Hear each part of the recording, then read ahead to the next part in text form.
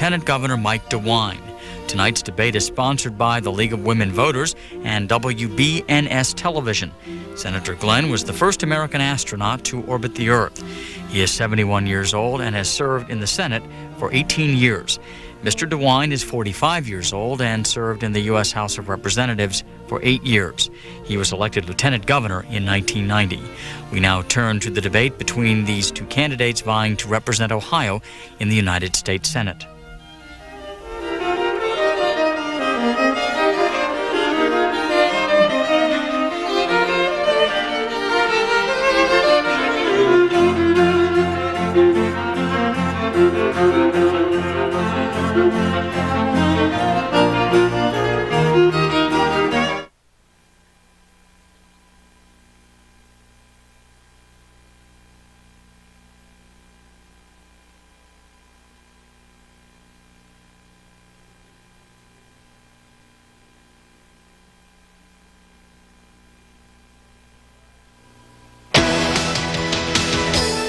Live from Columbus, Ohio, WBNS 10 TV and the League of Women Voters present Debate 92 between the candidates for the U.S. Senate, John Glenn and Michael DeWine. Good evening and welcome. I'm Marilyn Shearer, President of the Ohio League of Women Voters. Take Back the System has been the battle cry of over 100,000 League members across the United States this election year. As an important part of this grassroots national effort, the Ohio League is proud to present this televised debate between the two major Ohio candidates for the United States Senate, Michael DeWine and John Glenn. We urge the voters of Ohio to take back the system, get involved in your government, know the issues, and vote on November 3rd. Our country's future depends on your vote. Hello everybody, I'm Bob Orr, and thanks for joining us tonight for what promises to be one of the most important hours in this 92 campaign season. Of course, when we go to the polls in 8 short days from now, we'll be selecting a president, but at the same time, we'll also be choosing a man who will represent us for the next 6 years in the United States Senate from Ohio. Our thanks tonight to the League of Women Voters for bringing both candidates together in a forum for a 1-hour debate. They are Senator John Glenn, the incumbent Democrat, and his challenger, Republican Lieutenant Governor Mike DeWine. Both men have lengthy experience in public service. Before being elected lieutenant governor, Mike DeWine served as a congressman, a state senator, also a county prosecutor. He is the chief sponsor of Ohio's law against drunk driving and the author of a national law protecting child victims of crime. DeWine and his wife Fran have 8 children, and they live in Cedarville. Before he was a U.S. Senator, John Glenn was a combat pilot, an astronaut, and a businessman. He also married Annie, his grade school sweetheart. In Washington, Senator Glenn feels that he fights for average people, working families, and the middle class. He is often called a genuine national hero. The candidates tonight have agreed to a format calling for them to be questioned directly on the issues. Each candidate will have a chance, of course, to respond to each question. There will be no opening statements. However, each candidate will be allowed to make a 2-minute closing statement. In the interest of fairness and time, I would ask the audience to refrain from any cheering, applauding, or making comments. And also, I would kindly ask both candidates to stay within the agreed-upon time limits for the answers and the rebuttals. The questions for the next hour will come from a distinguished panel of journalists, my colleagues who regularly cover politics and the Ohio State House beat. They are Mary Beth Lane of the Cleveland Plain Dealer, next to Mary Beth, Joe Howlett of the Toledo Blade, and next to Joe Sandy Tice from the Dayton Daily News. In the interest of fairness, we had a coin toss. It was determined that Mr. Glenn will receive the very first question tonight, and that question will come from Sandy Tice. Sandy? With so many problems facing Ohio and the nation, and so many people in Ohio concerned about their futures, why have you two spent so much time, money, and effort this campaign talking about the past and knocking each other down? Well, Sandy, I didn't really start that. I challenged my opponent the opening day when he announced to join me in making a campaign that would be strictly on the issues, and we'd stick to that. There'd be no personal attacks. He turned that down. In July, I reissued that challenge. He turned it down again. We knew by that time why it was, because he was on the personal attack all the time. He's claimed a lot of things that were not true. Then just about a week and a half ago on an interview in Dayton, once again, I extended my hand to him to see if he would agree, even then, to stick on the issues the rest of this campaign. He wouldn't do that. I think that's too bad, because too much of this has been mudslinging. It's been dirt. It's been the filthiest, most lying campaign I've ever been involved with. He said things in these advertisements about me with regard to Charles Keating, implying I'm a criminal, putting the Keating picture up there with his prison number on it. He has misrepresented the debt that is owed by the campaign committee as though I could just pay it off if I wanted to. I'm limited on that by federal rule and regulation of the Federal Election Commission, so I cannot do that. And he knows that, and yet this has been a drumbeat of lies and lies and lies from the beginning of this campaign. And I resent it, Mike. I think it's too bad that you've resorted to that most reckless, personal mudslinging, and you even have this little bunny on now doing things that even Warren Rudman, you know, who's one of America's most respected Republicans, told me or said yesterday in the plane deal that he was sick to his stomach over the things he had seen. You said we ought to lighten up, Mike. I just think it's too bad you'd have chosen this kind of a campaign and tried to make it that way. You couldn't win on the issues, so you've tried to make it one of the dirtiest lying campaigns I've ever seen. Thank you, Mr. Glenn. Mr. DeWine, your response? Sandy, thank you. First, let me thank the League of Women Voters for setting up this debate. You know, when this campaign started, I asked Senator John Glenn to debate me, to have a series of debates across this state, kind of a Lincoln-Douglas style debates. He refused to do it. This is the only debate, the only time people of this state will see us go head-to-head. I'm sorry for that. We put out 8 position papers during this campaign. We've talked about the future, how we fix welfare, how we fix our criminal justice system, how we create a better society for our children and our grandchildren. And I would invite our viewers, anyone who is watching tonight who wants to see where Mike DeWine stands on those 8 issues, those 8 position papers, to call us, 614-469-1992, and we'll send that to you. Now, Senator, I haven't talked about what you've done personally. I haven't talked about what you did before you went to the United States Senate. I respect what you did as an astronaut. I said you're a hero for what you did, and you'll always be a hero. But I don't think it's negative campaigning to tell the truth. And I think it is relevant to the people of the state of Ohio exactly what you did as a United States Senator in your official capacity. For the sad truth is that you did take, your campaign took $200,000 in secret corporate money from Charles Keating. You kept it secret. You didn't tell anybody for 4 years. And still to this very day have not really told the voters exactly how that money was spent. I think that is legitimate. But I would again challenge you tonight. Let's debate the issues. Senator, let's have a series of debates around this state every day from now on. Thank you, Mr. DeWine. Thank you. The next question this evening goes to Mr. DeWine from Mary Beth Lane. Mary Beth? You know, the LA riots showed us just how far we have to go as a nation in terms of race relations. If you had addressed the people of LA in the wake of the riots, what would you have said to them? Mary Beth, that's a very difficult question, because I didn't see the tragedy that they lived under. I didn't live under the conditions that they lived under. But I think what I would have said is, let's try to pull together. Let's work together as a country. And I know how you feel tonight. I know that you feel that an injustice has been done. But let's try to rebuild, and let's try to work together. I've put forward in this campaign a series of proposals that I think would help our inner cities. I've said that I am in favor of tax-free zones. Let's do something different. Let's do something radical. Let's don't look at things the way Washington always looks at problems and pour more government money and more red tape and more federal bureaucracy. Let's say to businessmen and women, if you go into this area where the unemployment rate is high and the ADC rate is high and where federal government's not getting much money back anyway, if you go into that area and create 1 job or 2 jobs or 100 jobs, here's the deal. As long as you hire people from that area, people who have been unemployed, people who need help, people who need a job, and you make them productive members of society, here's the deal. We will not charge you any tax. Now let's see if this works. And let's try other things to rebuild our cities. Let's help small business who creates 80% of the jobs. get the government regulation off their back. Let's have tax policies that create incentives for reinvestment in our society. Mr. Glenn, your response? I think we need to get the whole economy going again. There are lots of places around the country. Could be another Los Angeles. There isn't any doubt about that. It means we have to get rid of the trickle-down policies of this administration that my opponent backs fully.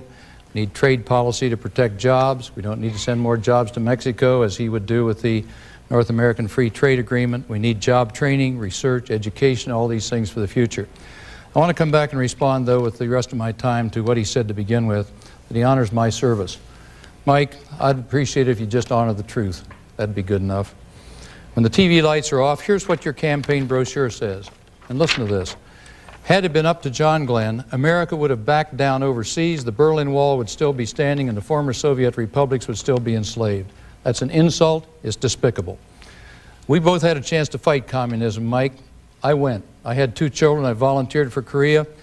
Vietnam was on. You found your way out of that. I didn't make this an issue, never brought it up in this campaign until I read this yesterday. I went through 2 wars. My aircraft was hit 12 times in 2 wars, had a lot of friends, didn't come back. When it comes to war, talk is cheap. World War II in Korea, wasn't my vote in the House that made it, it was my life on the line. I just wish you'd do all Ohio veterans a favor and keep campaign literature like that to yourself, Mike. It's one thing we don't need, and is lessons from patriotism from people like you. And this is dirty campaigning. The next question is for Mr. Glenn from Joe Hallett. Joe? Mr. Glenn, you have been in the Senate for 18 years, and you want to go back for a total of 24 years, and you oppose term limits. Mr. DeWine, you have held elective office for 19 years, and you opposed term limits as early as 2 years ago. Now you support them. Gentlemen, could you please explain to me why you hold these positions? Well, I oppose term limits because I think we already have term limits. They're called elections in this country, and I don't think that we need to undo what's been done all these years. I think it's too bad. Mike has flip-flopped on this, as he has on several other things. The term limits that he posed as saying just 2 years ago said they were fundamentally undemocratic. Now he says he wants to make them his top priority when he gets to Washington. So term limits, you know, are something that he wouldn't be able to go out and campaign for some of the people he's campaigning for, some of the congressional races around here that he's backed, and Bob Dole coming in on that. These are not the only things that he's flip-flopped on, though. He's flip-flopped on women's choice, on gun control, civil rights, and we could get into details on those things later, perhaps. But I see term limits as something that is not necessary. Why would we limit the people in the candidate they may want to choose in future generations? And that's what he's talking about doing, is doing exactly that. I don't know why he flipped. I agreed with him the first time, but I think people should be able to elect who they want to elect to public office. I don't see why we have to have some kind of artificial term limits there. In Washington, you know, what we would do, it happened if this would go through, is we'd probably limit Ohio's influence in there, in that we would be one of the few states that would have term limits, and other states would have their people in there gaining more seniority and building up their effectiveness for their particular state. So I just don't see this as being something that's necessary, and I think it has some dangers to it. We're going to leave staffs in there that won't be on any term limits. The staffs in Washington then would become the most predominant factor as the actual incumbents shift in and out of Washington. I don't think that would be good for the country. Mr. DeWine? There are a lot of differences between John Glenn and Mike DeWine, but I don't think there's any more stark than how we look at the United States Congress. I think Congress needs to be fixed. I think there's something wrong. John Glenn obviously does not. He's been there 18 years. He wants to go back for 24. He opposes term limits. I've laid out a specific agenda to how we reform the United States Congress. An institution that in 1950 had 4,000 employees and today has close to 40,000, an institution that has 280 committees and subcommittees. We need to fundamentally shake the place up. We can do it by having a line item veto for the president to cut the pork out and the fat, a balanced budget amendment, drastically cutting back. We need to drastically cut back on the numbers of staff and the committees that they have there. We need to go to a 2-year budget cycle that we have here in the state of Ohio to allow for some long-range planning. We also need term limits. It's one of the package that I put forward. Now, I've stated that I'm sort of like George Will and an awful lot of other people. I'm maybe a slow learner, but I tell you, I have learned. And what I've learned is that if we're going to change the United States Congress, one of the ways we have to do it is to have term limits. It will make the seats more competitive.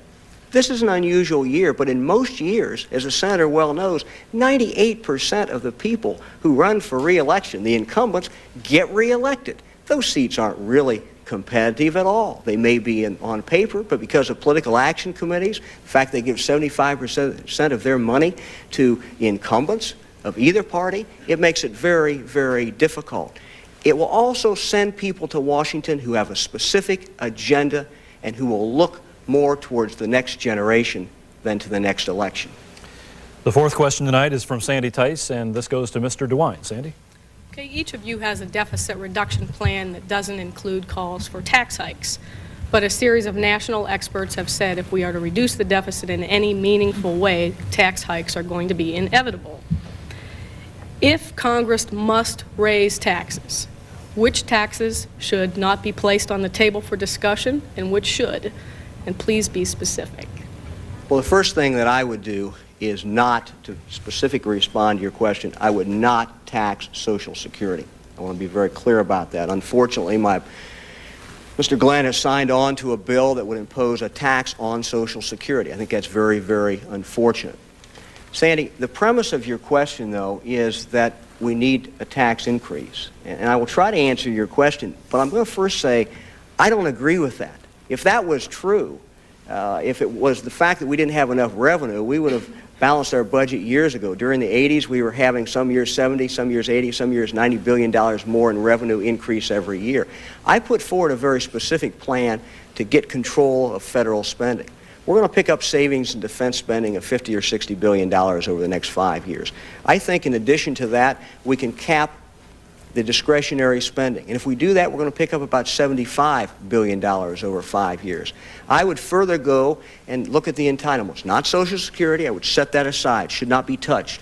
But the other entitlements, and simply say we're going to allow those other entitlements to grow by the rate of inflation plus 1%, plus the eligibility growth, and cap it out right there. And if you're really serious about the federal deficit, we need to look at how we do with health care, because that is one of the items that is rising the fastest in the budget. I put out an 18-part program to deal with health care. So the bottom line, Sandy, is I'm not going to say that never, never, never, but what I will say is I think we have no credibility as politicians or people who run for office unless we first try to get control of spending before we even look at where we go with taxes. Mr. Glenn, your response? Yes, I think the first area we start is on waste, estimated to be possibly $180 billion a year. I have taken action in that particular area. I've been a leader in the Senate on that particular, in trying to cut out waste and fat and fraud and abuse out of the federal government. I expanded the inspectors general. They prosecuted successfully right at 6,200 cases last year through the Justice Department. We recovered about $750 million, and we're just beginning. The other part of that is the Chief Financial Officer Act, which the General Accounting Office said was the best step forward in financial management in the last 40 years, and that was my legislation. I'm proud of that. The second part, of course, is cutting back on the military. I think we can probably do $50 billion better than the President has proposed over a 5-year period. The third area is the area of taxes. We have some $800 to $850 billion in taxes avoided by foreign corporations in this country. I think we can pick up a lot on that if we close those loopholes. And medical care, you know, that's the fastest rising thing in our budget. It's just terrible. We 13.6% right now of our gross national product goes to that. Estimated it'll be 22% within about 5 years. Now, my opponent, when he was in Cincinnati not long ago and was asked about entitlements, said that he wouldn't cut Social Security, but he did put Medicare out there, and the reporter was very specific with him as to whether he would consider cuts in Medicare, and he indicated that he would. So those are a few of the things I think we should do before we even consider going into any tax program. I would just add one other thing. He mentioned a little while ago about the Keating situation and all that. That's once again is a lie. It's been proven. I was cleared completely on that, and he can't make that untrue just by repeating it over and over again in the great lie technique. Mary Beth Lane has our next question, and this goes to Mr. Glenn. Mary Beth? Let's talk about legislating family leave. Mr. Glenn, how can you justify the additional costs, especially to smaller businesses? And Mr. DeWine, how can you deny American workers a program that other industrialized nations have had for decades? Is that to me? This one does not add cost because the family leave bill we tried to put through was family leave without pay. And also it included another factor that was if you had key employees that you could even designate key employees that would be exempted.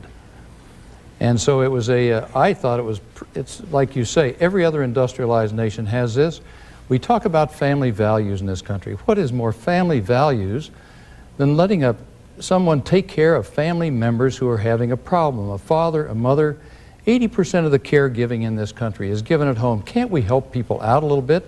That doesn't cost businesses. That helps in the fact that you have employees that are more satisfied. They know they're doing their duty to their own families. And I just think that's an issue whose time has come. I just can't see how anyone could legitimately oppose that and still say they're for family values. Mr. DeWine, your response? Thank you. Well, this is one area where I've consistently broken with my party. I am in favor of family leave. I voted for it in the House of Representatives. In fact, I voted to override President Bush's veto on that matter. I'm still in favor of family leave.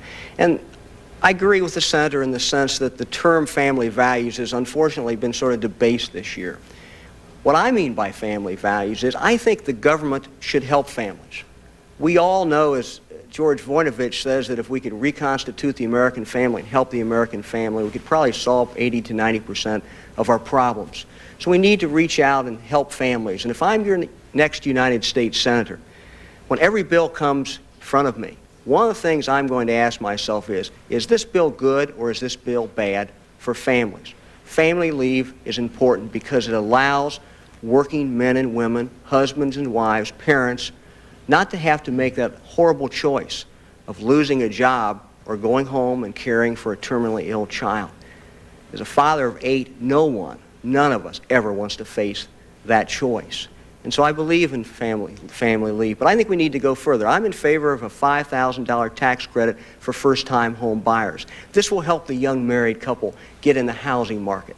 I'm in favor of having IRAs that are expansive and allow people to save money. It'll help reinvestment for the country and help us build and modernize, but it will also help families plan for the future. I believe that we need to continue to fully fund Head Start.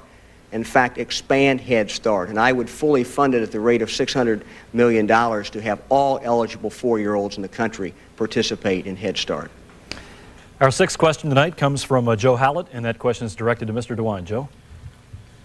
Gentlemen, the Clarence Thomas confirmation hearings showed what a vital role the Senate plays in Supreme Court nominations. Millions of Americans were transfixed and outraged by what they saw on television. Did the hearings show that the Senate was out of touch in dealing with the issue of sexual harassment? And in light of Anita Hill's testimony, should Judge Thomas have been confirmed? Thank you very much. Joe, thank you. I think what we saw in the United States Senate Judiciary Committee was a shock to the entire country. We saw it live on television. We need to reform that process. What went on there was wrong. And I'll be very honest, I don't blame Senator Glenn for this in any way. He's not on the Judiciary Committee. And I have never criticized Senator Glenn's vote against Clarence Thomas, nor have I criticized his votes when he confirmed the other 4 appointees of the Reagan-Bush era when he voted for them. I've not criticized him for that at all.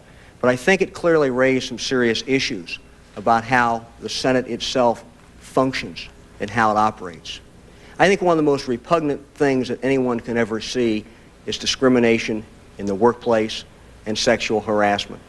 I worked in the United States Judiciary Committee, the House Judiciary Committee, when I was there, to try to get past legislation, and we failed, to allow women to have equal treatment and equal lawsuit treatment when they went into court, along with other minorities, in regard to discrimination in the workplace. I think that's vitally important. And if I go back, if I go to the United States Senate, one of the things that I will do is to try to make sure that law is enacted. Mr. Glenn, your response? Yes, I've taken the lead in the Senate in some of these areas. As far as Clarence Thomas was concerned, excuse me, I voted against him because I thought he was not qualified. The President said that he was the best qualified man in the whole country to go into the Supreme Court. I think that was ludicrous on the face of it, and I voted against Clarence Thomas because he had very little judicial background and judicial record. As far as the Senate goes, I started 13 years ago in the Senate trying to get civil rights laws applied to the Senate itself that we're exempted from the rest of the country. And it took a long time, but last year that was included in one of our pieces of legislation, and at least the Senate end of Capitol Hill is no longer what I termed it at that time as the last plantation. I took a lot of flack from some of my colleagues back at that time for terming it that way, and it took a long time. But I've taken the lead in my committee that I'm a chairman of, Governmental Affairs Committee, in putting through legislation, proposing legislation that would let women and minorities have a better shake at higher paying government jobs, eliminate the so-called glass ceiling. We've done that in my own office. We run a very efficient office there, and we have women in key positions in my office. We've tried to apply that also across all the length and breadth of government with legislation, in making certain that over in the executive branch, where there are a lot of problems there, that once again that we can eliminate the discrimination that occurs over in that part of our government also. The areas that we are working on are, part of them we have passed and part of them we have yet to go. As far as the Congress itself goes, there's been a study commission going for about a year now. I was one of the ones that asked that start. And it's been going for almost a year now. We should have their report on the reorganization of Congress within just a few months. The next question for Mr. Glenn from Sandy Tice. Sandy? Children are dying in Bosnia and Somalia because of internal conflicts. What responsibility, if any, does the United States have in solving this conflict? And should we ever intervene militarily, and if so, under what circumstances? Sandy, I don't think that we can intervene militarily everywhere where there's a problem like that. Bosnia in particular, it goes back, some of those enmities go back for centuries in that part of the world. I think if we were to move in there militarily, we might get ourselves all bogged down, just as the Germans did during World War II, when they had to commit 24 divisions just to stay in there. The peace that was imposed, in effect, by Tito as the head of Yugoslavia, that he just forced people to live together there by military force, that was a situation we might find ourselves repeating if we went in there like that. Now, what I have favored is using all our efforts to try and get humanitarian relief in there. I've talked to Cy Vance, who is, I think he's now made 7 different trips over in that area trying to get a political solution to it. A negotiated settlement, I hope, will come out of that. But I think and everything we do in that area, I think should be done through the United Nations, so that we don't get ourselves bogged down in there in a situation that we would not be able to maintain. In Somalia, the same thing as far as food goes. I was in favor of letting our troops go in to at least see that the people who are in terrible shape there, the ones who are actually starving, we've seen these pictures on TV every day, that they actually get the food that is taken over there to them. Too much of the food was being taken off by the Army. It was being used for other purposes than what we had sent it over there for. And I don't think, though, that we can get ourselves involved militarily. I don't think we would have the support of the American people if we tried to do that. Mr. DeWine, your response? I think it is very important that the President of the United States work in conjunction with our allies and to solve that problem. It is a horrible human tragedy. No one can watch the TV, no one can listen to the radio or see the pictures in the newspapers without feeling the horrible tragedy for those children, for the people in that area. And so we should be very aggressive in regard to humanitarian assistance and to do whatever we can. But it needs to be a coordinated effort. It needs to be not just the United States unilaterally going in there and doing something. It needs to be the United States working with our European partners to forge that kind of an alliance. Because really it is this type of problem, not only humanitarian relief, but also looking at military problems that we're going to face in this new world that we are dealing with. We need to rethink how we are approaching our problems, and it does need to be the United States still needs to be a leader. We still need to be militarily strong. We still need to be the strongest country in the world. But we must reach out and coordinate with our allies to bring about the kind of assistance that would end or at least alleviate some of the starving and some of the sorrow that we're seeing there. Just a note to our viewers, at this point, in accordance with the agreement the candidates have reached, we're going to change the questioning just slightly. Questioners now will be allowed to ask more personal questions, if you will, candidate-specific. And the only real notable change is that the rebuttal time will be a little bit shorter than it has been. So I'd ask you to adhere to those agreed-upon guidelines. And we'll move into this round with Mary Beth Lane and a question for Mr. DeWine. Mr. DeWine, for many years you've advocated passage of laws that would ban most abortions. You're a former prosecutor and lawmaker. If most abortions were outlawed, what penalty would you impose on the doctor who performs one, and what penalty would you impose on the woman who has an abortion? Right, Beth, my position on abortion, I think, is certainly very well known. I believe, and it's a fundamental belief that I have, that there are too many abortions that occur in this country today. And so what I have said is I support legislation to restrict abortions except in the case of rape or incest or to save the life of the mother. But, you know, I understand how other people feel. I know that of all the issues that we face, this is probably the most contentious.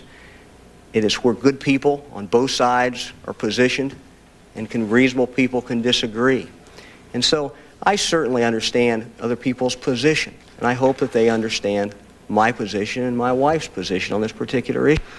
As far as penalties, I'm not talking about any penalties for anyone. That's not what we're talking about at all. I believe that we need to work to create a just society. That's why I've worked with Governor Voinovich in Ohio, who has the same position I do on that issue, in regard to helping young people, helping them through troubled pregnancies. I think we need to do a much better job and a compassionate job in regard to young people who are pregnant, to give them the prenatal care and help and support that they need throughout their pregnancy. I believe we need to reach out to them. And I believe after the child is born, we need to increase funding for Head Start and to do all the things that we need to make their life better and to give them the opportunity to compete in our society today. Mr. Glenn, your response? I think a woman's right to do what she wants with her body is fundamental. It's a right of privacy, and that is sacred. I took that position a long time ago, have not varied from it. My opponent would have the government decide that. He would pass laws that tell her what she should do in that regard, and in effect, what she would have to believe. I just think that is fundamentally wrong. I'm not pro-abortion, I am pro-choice. It is up to the woman to decide what she wants to do, and I don't think that should be determined by bureaucrats and politicians, as my opponent does here. Now, he says he's had his position, but I would say that his position is like his term limit position. It's been one that has varied from time to time. At one time, in August of '89, he opposed abortions even for rape and incest. As lieutenant governor, he matched his position to Mr. Voinovich's. In '92, then, this summer, he said he agreed with the Republican platform, which goes back to his old position. Same thing, flip-flopped on gun control, flip-flopped on civil rights. I think we should be having a debate, Mike DeWine debating Mike DeWine, so then I could take on the winner. Next question from Joe Hallett for Mr. Glenn. Joe? Mr. Glenn, 700 vendors and 4 banks are still owed $3 million from your 1984 presidential campaign. Last year, you raised just $250 toward that debt.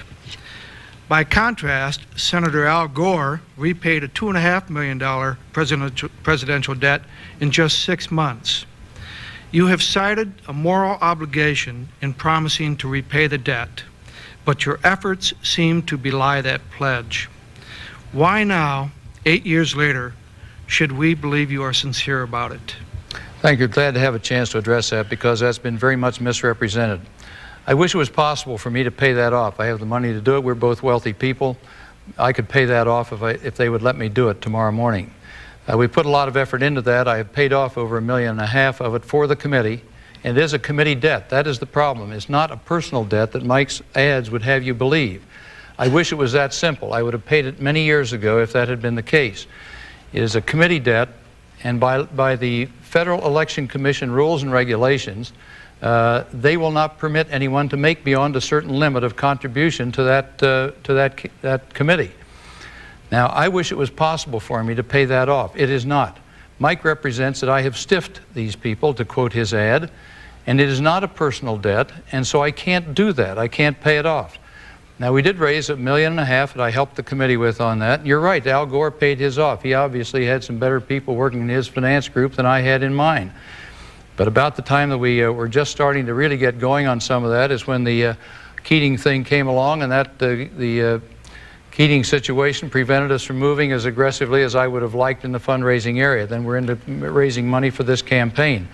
My opponent has said that why didn't I take the money contributed to this campaign, contribute that to the committee so they could pay some of that and pay for this campaign myself. That would have been fraud. I'm a little surprised that a lawyer, which he is, would be telling me to do something that would basically taking money from certain people and using it for a purpose that it was never intended for when they gave it to me. And so that will be paid eventually. We're working at it, but it is not the situation at all that he has represented on his ad. Mike, I say again directly to your face, your ads lie. Mr. DeWine, go ahead. Senator, you keep calling people liars. You said what my wife said once was a lie. Now you keep calling me a liar. Now let me just finish in 50 seconds. The essential facts are that 8 years ago, John Glenn incurred a $3 million debt. The question, Senator, is why was Al Gore able to pay off that in 6 months, a $2.5 million debt, and in 8 years you haven't been able to pay yours off? The second question, Senator, with all due respect, is why did you make a deal with the banks? You owed 720 individuals money. You then went to 4 Ohio banks and made a deal with them. If they gave you $2 million, you would put the banks in front of the 720 vendors. Why did you do that, Senator? Why over the last 8-year period of time have you not paid one single penny to the 720 vendors? And as far as what you could do, Senator, you clearly this year made a decision. You decided to try to keep your job, and you went out and raised $3 million on your Senate race and $5.25 on your presidential. You could have funded your Senate race with your own money, clearly legally, and gone out and raised the other money to pay off the 720 individuals. Why, Senator, didn't you do it? Next question for Mr. DeWine from Sandy Tice. Sandy? I'd like to get back to Mary Beth's question on abortion, if I could. Mr. DeWine, I believe you said I'm not talking about any penalties for anyone. Does that mean you would oppose imposing penalties on a woman or a doctor who would have an abortion if your position would become law? And if you believe, as you have long said, that abortion is the taking of a human life, how could we pass a law to ban them without any penalties? Sandy, I have said that we should not in any way be talking about a penalty for the woman. But you know, my position is that this is an issue for the state. And the state would make a determination of what to do in regard to that. Senator Glenn's position is to actually impose the will on the states. If you followed his position, one of the things that he would do was to wipe out Ohio's parental notification law. I think people of Ohio decide the parents of minors should be at least consulted or know what's going on in regard to an abortion. His position would take that right away. You know, it's interesting to me how abortion has come up in this campaign. There's no doubt about what my position is or what Senator Glenn's position is. But what Senator Glenn has done during this campaign in 3 separate ads for the first time has raised it as an issue. Now, I'm not saying, Senator, that you changed your position. I'm not saying that at all. But, Senator, this is the first time that you've ever run an ad talking about abortion. That's the first time you've ever done it. And you had 3 other candidates who ran against you who had the same position that Mike DeWine has. So you brought it up. I'm not upset about the issue, but what I am saying is people of this state don't have to look too far to find differences between Mike DeWine and John Glenn. There's 25 or 30 other issues that we can be debating. I'm happy to debate this one, but I think one thing we should be talking about is how we change welfare. I think we should be talking about our kids' future and what we do to shake up education. And that's what we've done in our ads as we put forward a very, very aggressive agenda how to make this a better state for all people. Mr. Glenn, go ahead. Mike talks about abortion and the state making the decisions. I find that abhorrent. I think each woman should be able to make that decision on her own. He says that my legislation or legislation I support would wipe out Ohio's parental consent law. Mike, once again, you're misleading the people. That's not true. I have not supported anything. The law that we have on there, the Freedom of Choice Act, does not say that. It specifically exempts that. I don't know why you keep misrepresenting my positions. It has happened right from the start. And this is another one right now. We have very different views on this very important issue to most women. And that is that I favor the woman making up her own mind on this. It is her right. It is her body. Mike feels the opposite. He just said the state would make a decision somehow. How would the state make a decision? Are we to have abortion police? Are they to come into your bedroom? How do they enforce it? I think the question asked about how it would be enforced is a very good one. I don't see that you can do it that way. I think that's wrong. We have a fundamentally different view of this thing as we do on so many other things. And I don't like to have my views on the legislation misrepresented, Mike. It's just not true once again. I think if you were Pinocchio, your nose would be clear down to the ground by now. All right, thank you very much. The next question goes to Senator Glenn from Mary Beth Lane. Mr. Glenn, the savings and loan scandal will cost the taxpayers billions. Your committees took $242,000 from Charles Keating, who is now in jail for bilking savings and loans. Why did you accept that money, and what did you think his generosity was for?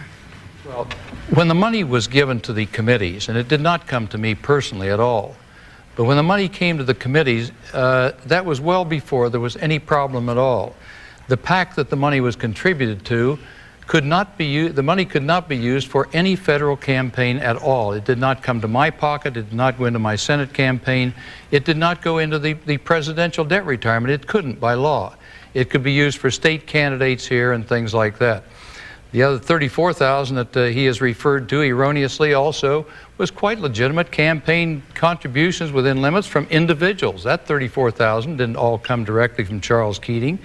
And so I was investigated by over a year and a half by the special outside counsel, Republican, whose brother is Bill Bennett, who's one of the top Republicans in the administration. And after a year and a half investigation, they said I broke no law, there was altered no regulation, no rule. I was completely clean, 100%. Now, that was after thorough investigation. Yet to see Mike's ads on TV with the picture of Charles Keating coming up with his criminal number on him is about the filthiest, dirtiest attempt to wreck my reputation that I have ever seen. I think that is just despicable. Mike, I can't believe you've done some of these things. You know, the bunny ad was another one. I didn't finish up on that a little while ago here. You said that I shouldn't, you told people to lighten up on that. I was privileged to represent our nation at a time when all Ohioans and Americans took pride in what we did. Neil Armstrong, Judy Resnick even gave her life wearing that uniform that you ridicule via me, Mike. You've never worn a uniform. Maybe you don't understand what it means to those of us who did. So you can smirk, Mike, say I have no sense of humor, but I think those ads say a lot more about Mike DeWine than they do about John Glenn. Mr. DeWine, your response? It's going to be tough in a minute. Senator, I've said that you're a hero for what you did 30 years ago. I honor that. But let me tell you, Senator, the issue is not so much the bunny. It's the money. It's the money you took from Charles Keating, $200,000 in secret money that you took. Why, Senator, did you take it? Why did you keep it? Why didn't you give it back? And why, for 4 years, did you hide it from the American people? Why did you tell people, let them believe at least, that you had only received $43,000 when you really had received $243,000? Why did you tell Roger Lau of the Columbus Dispatch in 1989 that you only had 2 meetings with Charles Keating when you really had 18? Why did you let people believe that you had broken off a relationship with Charles Keating when you knew at the time that there was going to be a criminal investigation? And after you knew that matter is going to be referred to the Justice Department, you still set up that horrible, infamous meeting between you and Jim Wright and Charles Keating. Why, Senator? And why today don't you tell people how that money was actually spent? And no, Senator, you were not exonerated, even by your cronies in the Senate. They said you exercised poor judgment. I would like to ask both candidates, please stay within the time frame. We're getting very close to the end. Thank you very much. Joe Hallett, a question for Mr. DeWine. Mr. DeWine, people are fed up with Congress. You've campaigned as the agent of change, yet you were caught up in a check writing scandal. You accepted cut-rate lodging at national parks, and you took $48,000 in speaking fees from special interests that lobby Congress. Given all that, why should voters accept you as an agent of change? Joe, when Mike DeWine makes a mistake, he says he makes a mistake. As you know, Fran, who's out here in the audience today, and I laid out all that information at a press conference where you attended. We all know about the speaking fees, which I went out and spoke. Perfectly all right, but it was done and reported at the time. As far as the cut rate lodges, Fran will tell you that it wasn't that cut rate. We took our family. But you know, as far as the checks, we laid out all the information about the checks. And I said that I take full responsibility, even though, frankly, we didn't know because of the way that bank was run, the way the House bank was run, we didn't know exactly the fact that they were. But you know, Joe, the key is we didn't know that there was insufficient funds. But the key is, all those 31 checks over an 8-year period of time, no one for one moment, for 1 second, was out one single penny. Nobody. Unlike John Glenn, who for 8 years has had 720 people, one of whom is in the audience right out here today, Senator, who have not received one single penny. Not one single penny.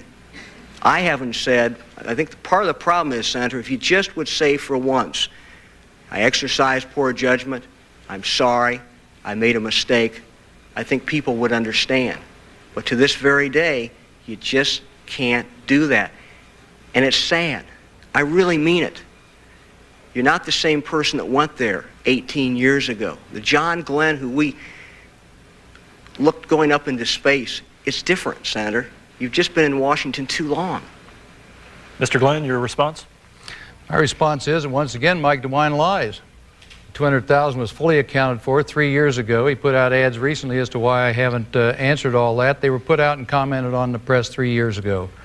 They were accounted for. The 18 meetings is not true. There were never 18 meetings. I don't know where he got that figure either. Once again, it's lies, and I can't, it's difficult to take that on when a man just stands up and deliberately lies about you. He talks about judgment, that they said judgment. Let me talk about judgment just a moment here, too. Mike, when you were in the Gilliard affair, you know, you said that you were protecting the governor's brother, I believe. I think that was what it was, as I recall. You failed to investigate misused funds. You didn't know you had the letter that had told you all about this, and then you suddenly found it.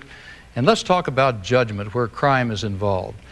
This is a man who has head of criminal justice for Ohio. He was in office 1.5 years and let convicted murderers out on weekend furloughs. Now talk about judgment. Talk about, now that's true. Everything I have said about you in this campaign is flat true, and so many things you have said about me are just the big lie technique, Mike. Sandy Tice has our next question for Mr. Glenn. Sandy? Mr. Glenn, can someone be in Congress too long? And if so, who has been? Oh, I suppose you can be. I think as long as you're being effective while you're there, I don't think it's too long. And I'm being effective. You know, the things that I think are important for the people of Ohio are the things that are going to get jobs and employment for the future of this state of ours. You know, when we have these trickle-down economic programs that my opponent backs along with the president, they haven't worked. It's put us $4 trillion in debt, and he goes right along with it. Said on TV a week or so ago that he backs the president on these trickle-down policies. On trade policies, we are in a terrible situation where we have foreign countries can come in here and take money out of here and not even pay the same money that our corporations do. We've lost over 320,000 Ohio jobs to these policies over the last 2 administrations. He would add another 56,000 to that. The estimates of how many jobs would leave Ohio and go down to Mexico if this North American Free Trade Agreement is passed. And so we have some very different views on things. We have different views on medical care. I favor a program that would give complete coverage to everyone, have cost containment with it, cut waste out, protect small businesses. And Mike would favor the president's voucher system. It still wouldn't cover everybody. So we have very great differences there. I think the people of Ohio also want to know how their kids are going to get an education for the future. I've supported almost every education bill that's come through the Senate. We just take 3 bills that Mike voted against there, and they total almost $10 billion in education cuts for the people of Ohio.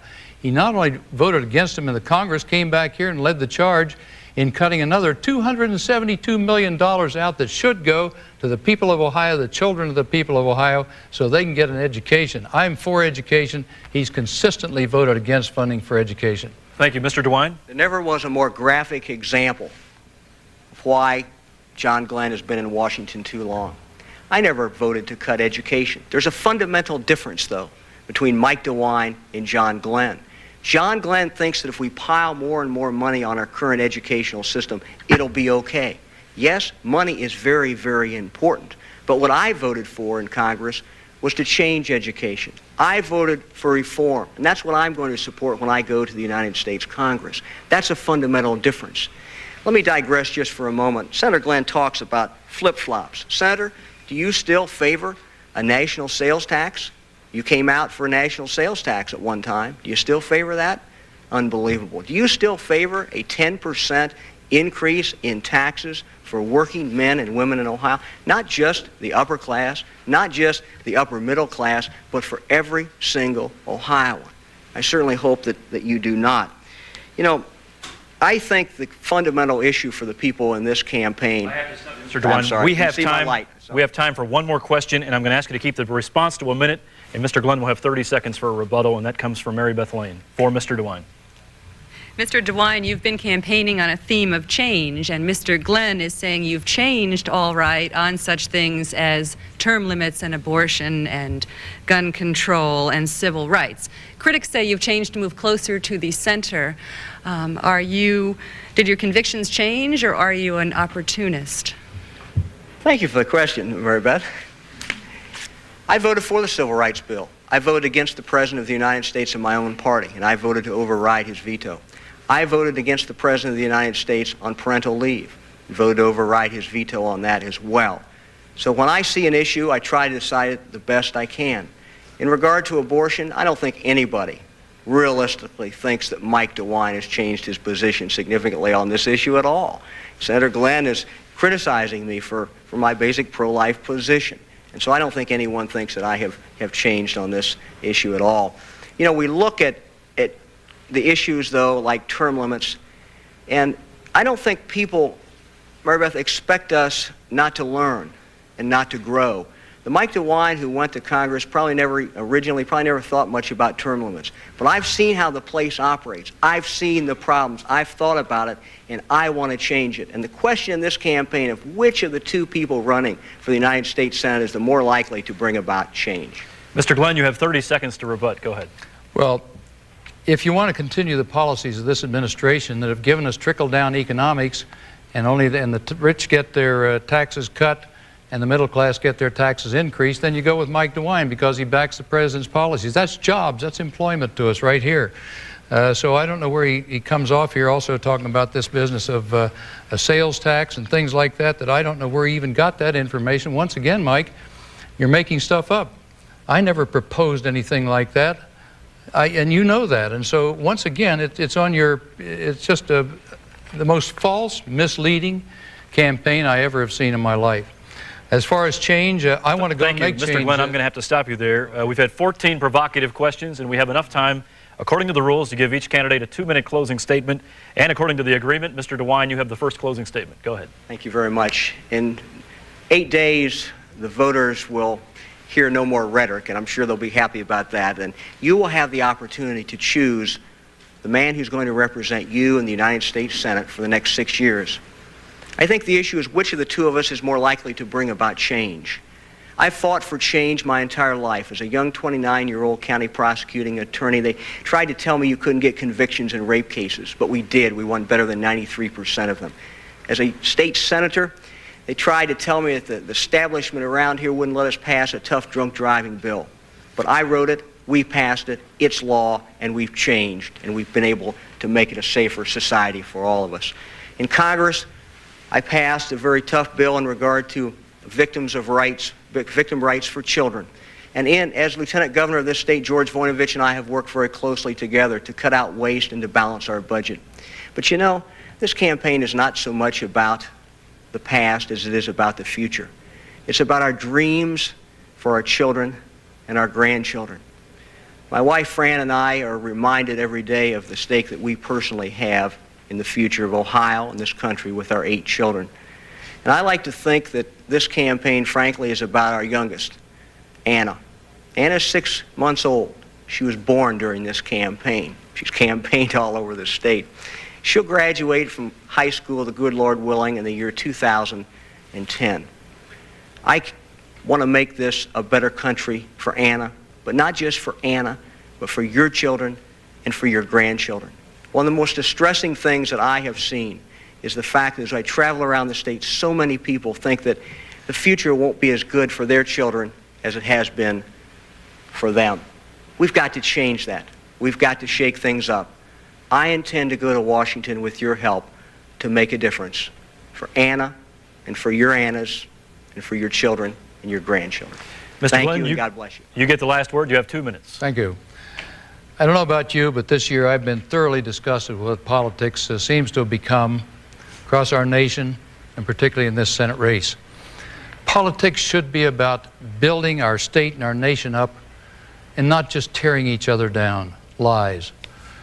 If you're still deciding how to cast your ballot, let me make a suggestion.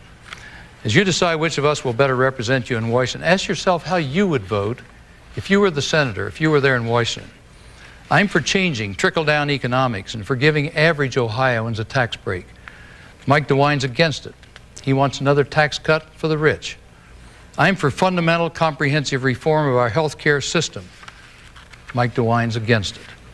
I'm for making our public schools the very best in the world, the finest, world-class, second to none, and for making more loans and grants available for Ohio college students.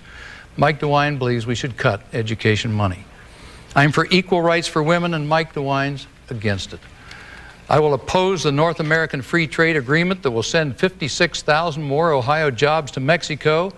Mike DeWine will support it.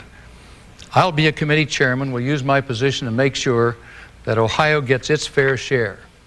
Mike DeWine would be a junior freshman senator who's low man on the totem pole. You may not agree with every position that I take or every vote I cast, but if you send me back to the Senate, there's one thing you can be absolutely sure of. I'll always stand up for Ohio, and I'll stand up for working families across this state. If that's how you'd vote, then if you were in the Senate, then I ask for your support on November 3rd. To me, the Senate is one more place to fight for my country and for you. Thank you. And thank you, Mr. Glenn, and thank you, Mr. DeWine. Both candidates engaged in a very spirited hour. It went very quickly. Our thanks for your participation. Also, my thanks to my colleagues, Sandy Tice, Mary Beth Lane, and Joe Hallett for some great questions tonight. Our thanks to the League of Women Voters for sponsoring tonight's debate, and a special thanks to you, the viewers and voters of Ohio. We hope it's been provocative and enlightening, and most importantly, we hope it motivates you to vote on November 3rd. Good night, everybody.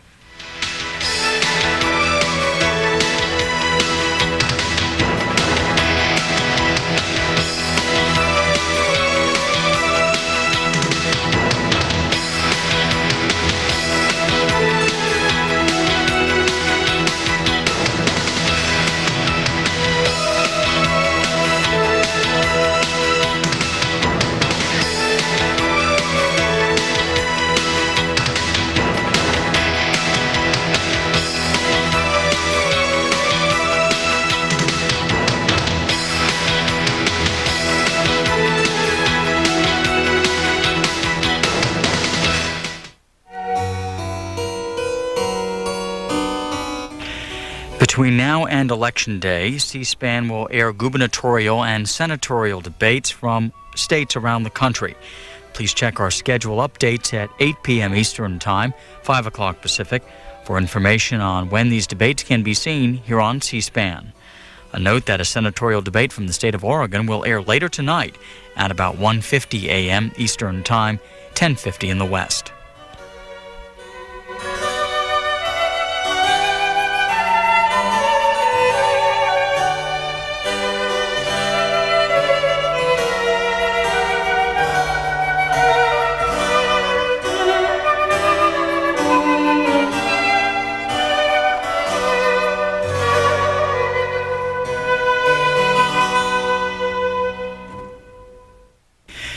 Tuesday, Frank Greer, media advisor for Clinton Gore 92, will be the guest on an evening viewer call-in program. Mr. Greer, a senior consultant, will discuss media strategies for the Clinton Gore campaign